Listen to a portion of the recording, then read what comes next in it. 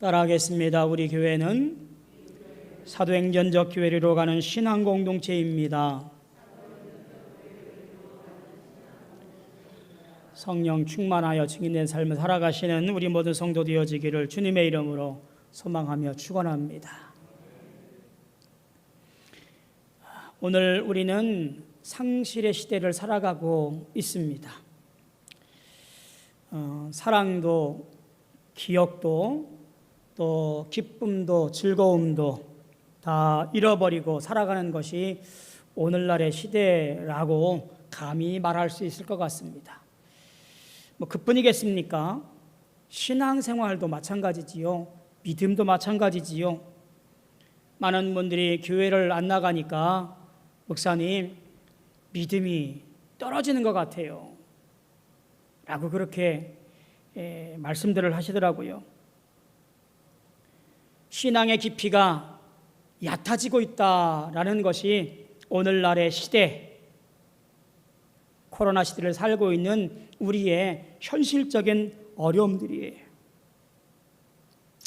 이런 어려움 속에서 오늘 우리 말씀을 통해서 그럼에도 불구하고 우리 신앙의 깊이가 조금 더 깊어지고 말씀을 깨달아서 우리가 주 앞에 설 때에 칭찬 듣는 복된 인생 되어지기를 소망합니다. 순종의 그물을 내려서 말씀으로 많은 것들을 거둬들이며 축복의 삶을 살아갈 수 있는 오늘 저와 여러분들이 되어지기를 주님의 이름으로 소망하며 축원합니다. 오늘 말씀의 이야기들을 가만히 생각해 보면서 우리 한번 상상하면서 말씀을 나누면 좋겠습니다. 그날 그 아침 베드로의 삶은 한마디로 실패였습니다. 그 실패의 모습은 그물과 빈 배가 증명하고 있었습니다. 수없이 그물을 던졌겠지만 만족할 만한 고기를 잡지 못하고 빈 그물, 빈 배로 되돌아왔습니다. 참 근데 아이러니하게도요, 배가 비어 있었기 때문에 예수님께서 올라탈 수 있었던 것이 참 아이러니고 또 한편으로는 은혜입니다. 그날 아침 두 배가 있었습니다. 당연히 예수님은 빈 배에 오르셨고 그 배는 시몬의 배라고 적혀 있습니다. 이 장면에서 갈릴리에서 물고기를 잡던 시몬이라는 사람의 역사가 그 한순간으로 인해서 삶이 바뀌어지는 기막힌 인생의 변화의 출발점이 된 것을 보게 되어집니다. 베드로의 삶을 바꾼 것은 놀라웠게도 가득 찬 배가 아니라 빈 배였습니다. 그의 빈 배는 실패와 좌절의 상징이었습니다. 그 빈 배를 통해서 역사가 시작된 것을 볼 때에 사실 우리의 삶을 되돌아보게 되어져요. 하나님, 내 인생이 왜 이렇게 비어 있을까요? 하나님, 저는 왜 하는 일마다 안 될까요? 내 인생이 저주받은 인생인가요? 우리는 이렇게 하소연하면서 살아갑니다. 혹은 뭔가 조금 잘 될 때 야단법석을 떨면서 이것이 내가 잘해서 잘된노라고 떠버리기도 하는 것이 우리의 얇은 인생의 모습이 우리의 삶을 흔들어 놓고 있는 것이 오늘 우리 삶의 현 주소예요. 근데 여러분 기억하십시오. 빈 배라고 울지 마십시오. 비어 있을 때 성령께서 역사하시고 비어 있을 때 예수님께서 찾아오시고 비어 있을 때 하나님께서 은혜를 우리로 살펴 주실 줄로 믿습니다. 배가 가득 찼다고 해서 교만하지 마십시오. 오히려 겸손하십시오. 하나님의 은혜가 아니면 채워질 수 없는 것이 사실이기 때문에 그렇습니다. 예수님께서 그날 아침 호숫가에서 그물을 씹고 있던 사람들, 어부들을 보십니다. 하나같이 실망감과 좌절감과 피로에서 지쳐있는 그들을 한번 상상해 보십시오. 어떤 희망도 어떤 즐거움도 없이 그저 힘겹게 그물을 깃고 있던 그들의 모습. 그때 예수님께서 한 배에 오르셨습니다. 예수님 말씀을 듣고자 여러 사람이 모였는데 그 사람들 앞에 더 잘 들리도록 하기 위해서 해풍을 이용하려고 했던 모양이에요. 그래서 바람이 불어오는 바다를 등지고 배에 오르셔서 사람들에게 말씀을 가르치려고 했던 모양입니다. 그리고 그 배를 이용합니다. 제가 같은 상황이고 같은 능력이 있다고 한다면 아마 그랬을 것 같아요. 먼저 시몬 베드로에게 역사를 드러내서 물고기를 한껏 잡게 한 다음에 그 뱃머리에 올라서서 말씀을 전했으면 어떻게 했을까? 더 효과가 있지 않았을까? 예수님은요, 그 빈 배 위에 올라셨습니다. 지난밤 고기도 잡지 못해서 기운 없는 그에게 말씀하는 거예요. 이 배를 띄워달라고. 시몬은 아마 눈을 지켜뜨면서 보아하니 가진 것도 없고 30 남짓한 애띤 젊은이가 내게 명령을 해? 라고 하면서 무시할 수 있었던 상황입니다. 그런데요, 여기에 놀라운 축복의 원리가 숨어 있어요. 그게 뭐냐면 된 다음에 하라고 요구하는 것은 복이 아니에요. 하나님은요, 되기 전에 하라고 요구하실 때에 그 말씀을 따라 살아가는 것이 복이 된다라는 사실을 우리는 분명히 보아야 됩니다. 기근이 들었을 때 하나님께서 엘리야에게 말씀하시지요. 저 사르밧이란 동네에 가서 한 여인을 찾아 그 여인에게 너에게 음식을 달라고 요구해라. 엘리야는 그곳의 당도에서 나뭇가지를 줍고 있던 한 여인을 발견하게 되어집니다. 그리고 그 여인에게 청합니다. 물 한 모금 다고. 지금 이스라엘만이 아니라 그 주변 나라들도 다 기근이 들어서 강이 빼짝 말라 있는 상태예요. 어디 가서 물 한 모금 얻는 것이 쉬운 일이 아니에요.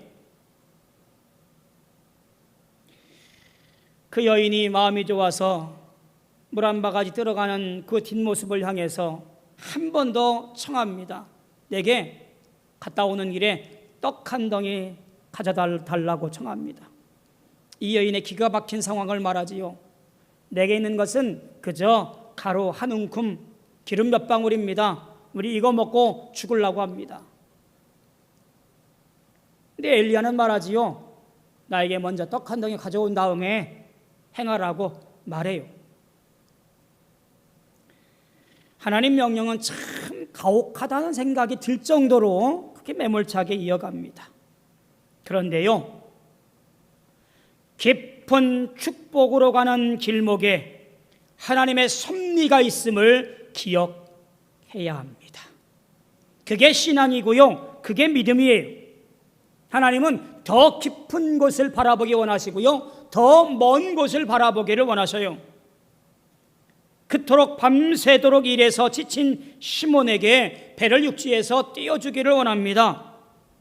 사르밧 과부에게 물 한 모금과 떡 한 덩이를 달라고 요청합니다. 시간이 없는 나에게 시간을 내어서 하나님의 일을 하라고, 봉사하라고 주님께서 마음에 감동을 주십니다. 경제적인 어려움이 있어서 정말로 몸 졸이면서 마음 졸이면서 살고 있는 나에게 하나님께 물질적으로 봉사하라고 요구하셔요. 내 마음에 상처가 있어서 쓰라림이 가득한데 내 곁에 있는 한 사람을 위해서 마음을 다해 어루만지며 섬길 것을 내게 요구하실 때가 있어요. 여러분, 하나님은 우리가 그저 얕은 물가에서 첨벙거리다가 인생을 마치는 것을 원하지 않아요. 그저 내 성격대로 내 마음대로 살다가 그렇게 인생 마무리하도록 하는 것을 원치 않으세요. 우리 모두가 신앙적으로 영적으로 깊은 곳으로 걸어 들어가기를 원하셔요. 그리고 그것으로 이끌기 위해서 우리에게 섭리하는 사건과 역사와 기적을 바라시고 있다라고 하는 거예요. 우리에게 연단을 주시고요, 우리에게 그렇게 요청하십니다. 우리에게 강요하시는 거예요. 때로는 그것이 비상식적일 때도 있고요, 때로는 그것이 우리에게 이해가 안 되는 경우가 있어요. 가혹한 요구일 수도 있습니다. 지금 꼭 필요한 것이 있어야 한다고 기도하면 하나님은 오히려 그 기도하는 것보다 더 주 앞에 내어놓으라고 우리에게 말씀하실 때가 혹여 있다라고 하는 이야기예요. 내 생각대로면 안 됩니다. 아니요 라고 대답해야 되지만 주님은 그 순간에도 예, 그렇게 하겠습니다, 순종할 것을 요청하시니 이게 참 기가 막힐 노릇이지요. 빈매 오르신 예수님께서 내가 써야겠다고 요청하신 주님 말씀, 아무것도 보상이 없을 것 같은 상황에서 일방적으로 시몬에게 요청하신 예수님, 근데 참 놀랍게도 그 순간 베드로가, 시몬이 묵묵히 대답합니다. 예, 그러지요.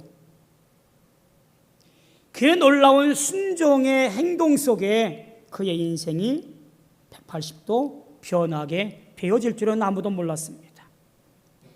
그저 게네사렛 호숫가에서 평범한 어부로 살았을 그가 그 인생이 변하여서 온 세상을 상대로 하는 삶으로 살게 되었습니다.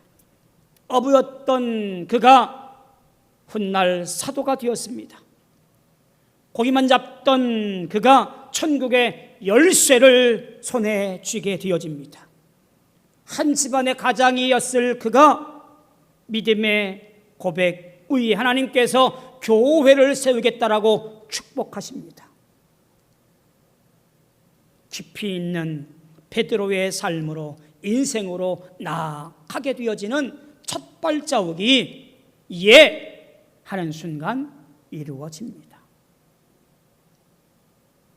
시몬의 배에 올랐을 예수님, 그것은 간밤에 정돈이 되어지지 아니하고 비린내 진동하는 그런 배였을 겁니다. 절망과 좌절과 한숨이 가득했던 그곳이었을 겁니다. 그런데 예수님께서 그곳에 올라타니 그 비린내 나고 정돈이 되어지지 아니하고 엉망이었을 빈배가 말씀의 향기를 전하는 놀라운 도구가 되어드렸습니다. 그 관계성으로부터 흘러나오는 말씀이 많은 사람들에게 변화를 일으키고 놀라운 역사를 만들어나게 되었습니다. 과연 무슨 말씀이 전달되었을까요? 어디에도 그 말씀의 내용이 기록되지 않습니다. 상상해 보아요. 누가복음의 선교 초기니까 아마 선교 초기에 말씀했었을 회개하라, 천국이 가까웠느니라, 그런 말씀 아니었을까?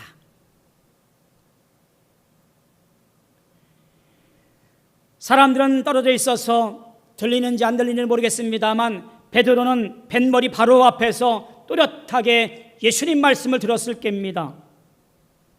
여러분, 신앙의 결단은 말씀으로부터 시작되어짐을 기억해야 됩니다. 말씀의 자리에서부터 시작되어집니다.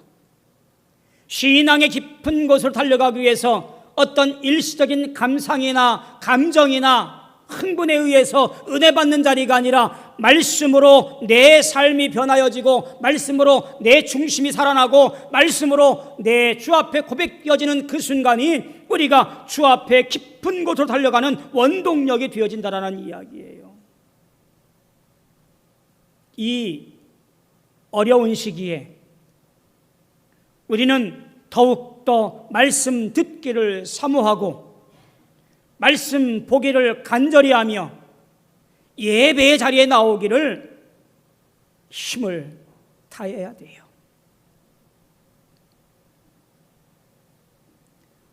햇수로 2년이 되어져가는 예배가 사라진 시대, 성도 간에 만나는 것이 요원한 이 시기에 우리는 경험하잖아요. 우리의 믿음이 약해지고 신앙의 열심이 떨어지고 교회 가는 것이 이제 어려워지는 이 시기, 그것이 말씀이 없다 보니 점점점 우리는 그저 아무것도 아닌 세상적인 삶으로 떨어지고 있다는 사실을 경험하게 되어져요. 예수님 말씀 앞에 있었던 시몬 베드로에게는 예수님 말씀의 은혜의 폭포수가 떨어져서 그의 마음을 어루만져 주시고 그의 영을 새롭게 합니다. 그리고 예수님께서 그에게 명령하시지요. 깊은 데로 가라. 그리고 그곳에서 그물을 내려 고기를 잡으라 말씀해요. 잘 기억하십시오. 베드로야, 내가 부탁할게. 깊은 데로 가면 어떨까? 깊은 데로 가는 게 좋지 않을까? 라고 부탁한 것이 아니고요. 예수님께서 명령하는 거예요. 깊은 데로 가서 그물을 던져 고기를 잡으라.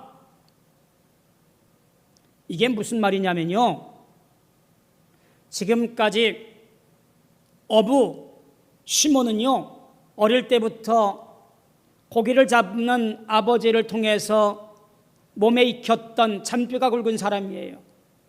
조상 대대로 물려받은 고기 잡는 기술이 있고요, 전수받은 기술이 있습니다. 방법이 있는 거예요.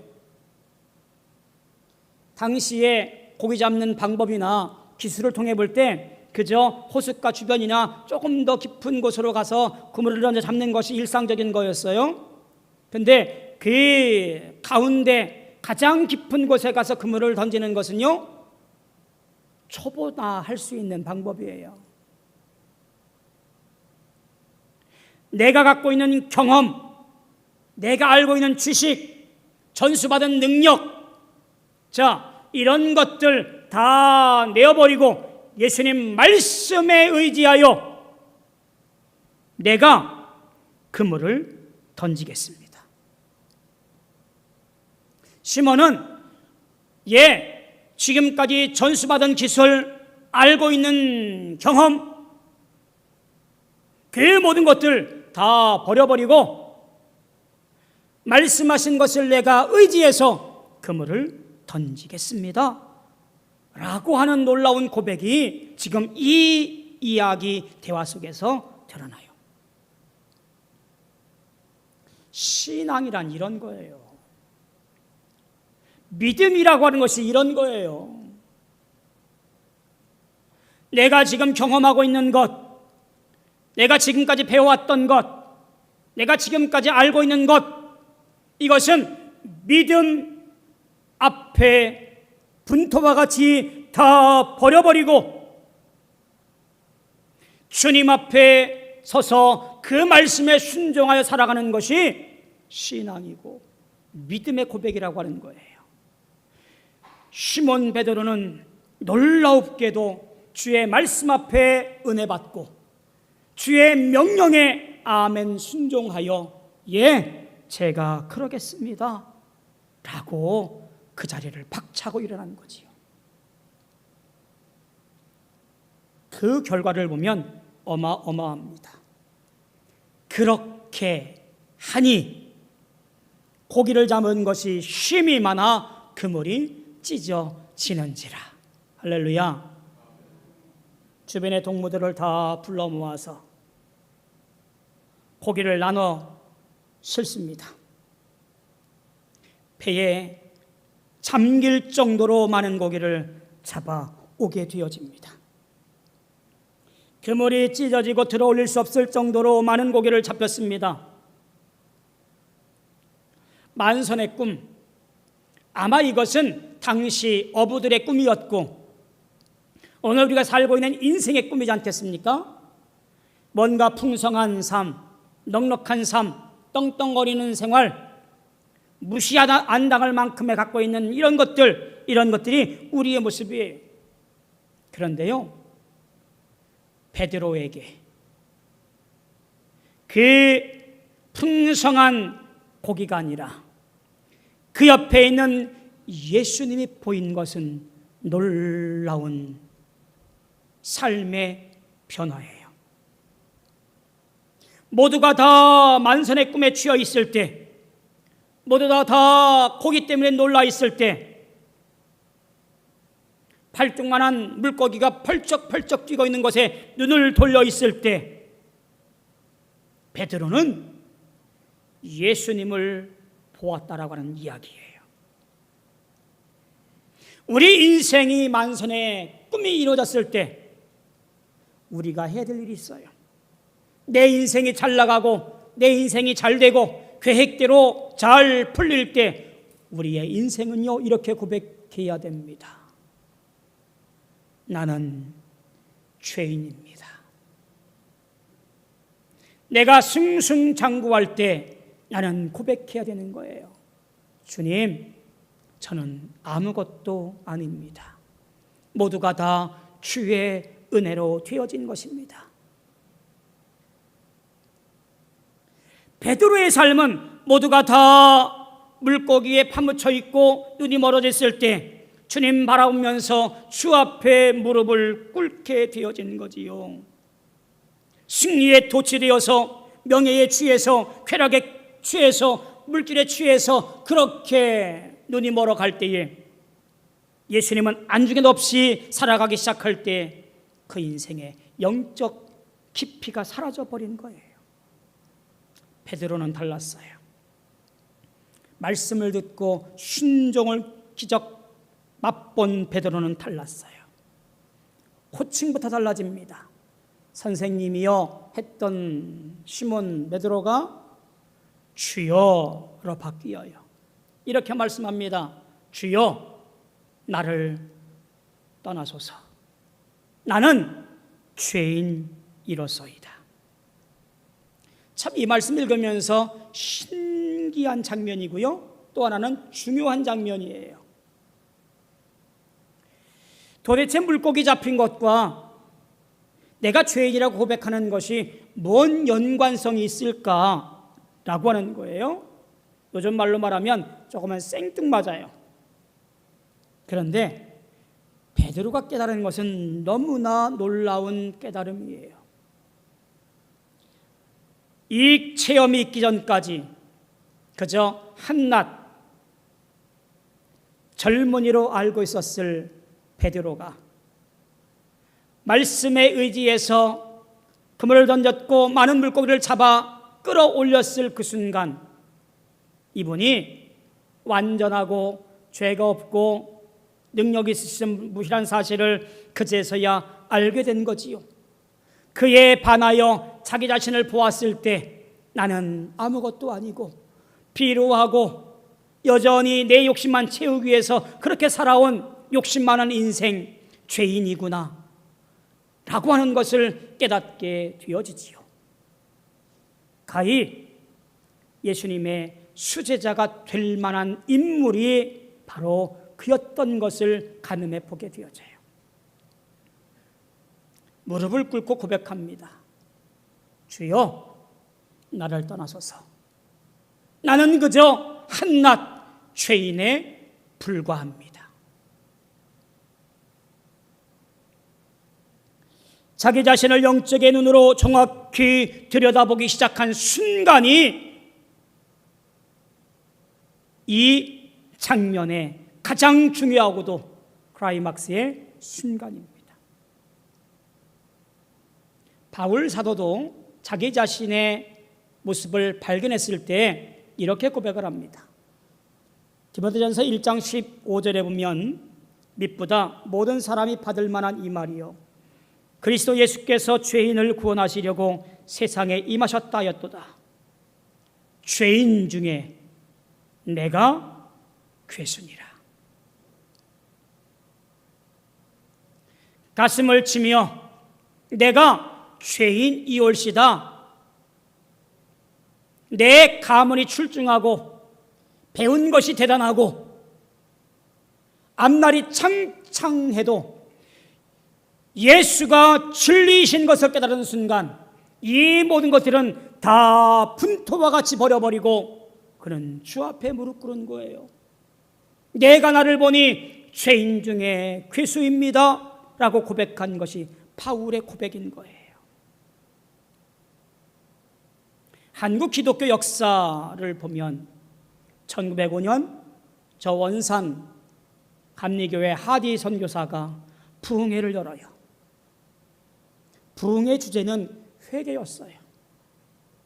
많은 감리교인들이 모여서 교회에 모여서 함께 통곡하며 가슴을 치며 내가 죄인입니다. 내가 잘못했습니다. 눈물을 흘리며 회개 기도를 한 부흥의 역사가 1905년 원산에서의 일이었어요. 곧바로 1907년 저 평양 장대연교회에서 길선교 장로를 비롯한 많은 교계 지도자들이 모여서 또한 부흥운동을 시작하지요. 집회를 열었지요. 마침 그곳에도 내가 잘못했습니다. 내가 죄인입니다. 회개합니다. 눈물을 흘리면서 그곳에서 부흥의 운동의 역사가 일어나게 되어져요.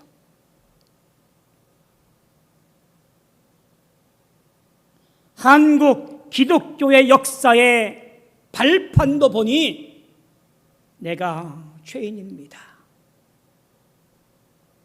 주님, 제가 잘못했습니다 라고 하는 고백 위에 세워지고 부흥했다라고 하는 거예요.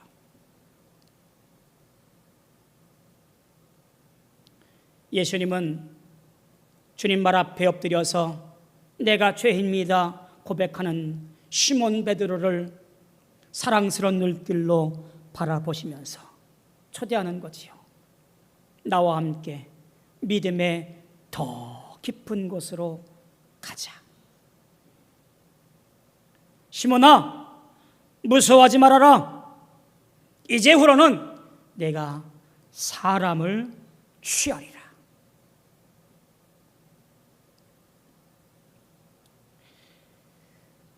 나 하나만 살기 위해서 그저 밤에 나아가 고기 잡는 인생이었는데 많이 잡히면 기뻐하고 안 잡히면 그저 그렇게 축 처져 있던 인생이었지만 그가 주의 말씀 앞에 쫓아가니 이제 모든 것이 새로운 삶을 통하여 영적인 삶으로, 사람 낚는 삶으로, 교회를 세우는 삶으로 이제 온 세계가 나의 영적인 무대로 초청받은 삶이 그에게 펼쳐지고 있다라고 하는 이야기예요.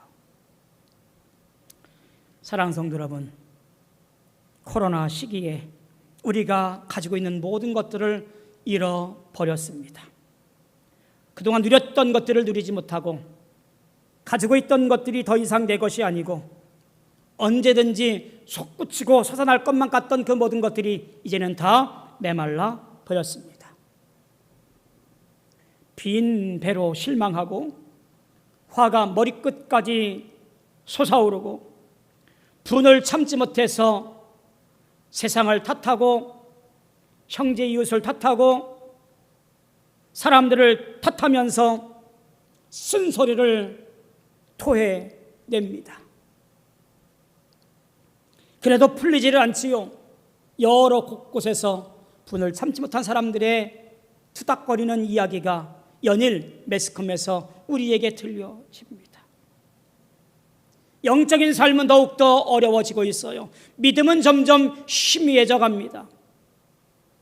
말씀이 귀에 들어오지 아니하고 예배를 삼아던 마음도 이제는 멀어져 가고 있고 그럭저럭 살다 보니 교회 안 가도 하나님 없어도 영적인 교제 안 해도, 기도 안 해도 이제 뭐 나하고 무슨 상관이야? 한마디로 언제 출렁거릴지 모르는 얕은 물가에서 사는 불안한 인생으로 전락해 버리고 말았습니다. 주님은 오늘 우리를 초청합니다. 사랑하는 자여, 나와 함께 깊은 곳으로 가자. 사랑하는 자여, 깊은 곳에 그물을 던지라고 명령합니다. 이 말씀의 진리를 깨닫기를 소망합니다. 그래야 깊은 곳에서 우리 하나님의 축복을 충만히 누릴 수 있는 인생이 되어지는 거예요. 5장 11절을 가만히 보면 흥분에 차 있을 예수님의 제자 3명의 모습의 얼굴이 보여집니다.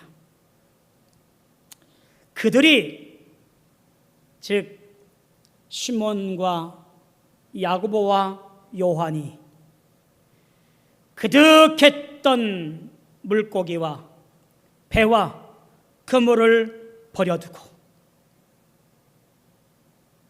진리 되신 예수님을 따라 믿음과 순종의 길을 따라가는 그들의 모습이 그려져요. 저는 소망합니다.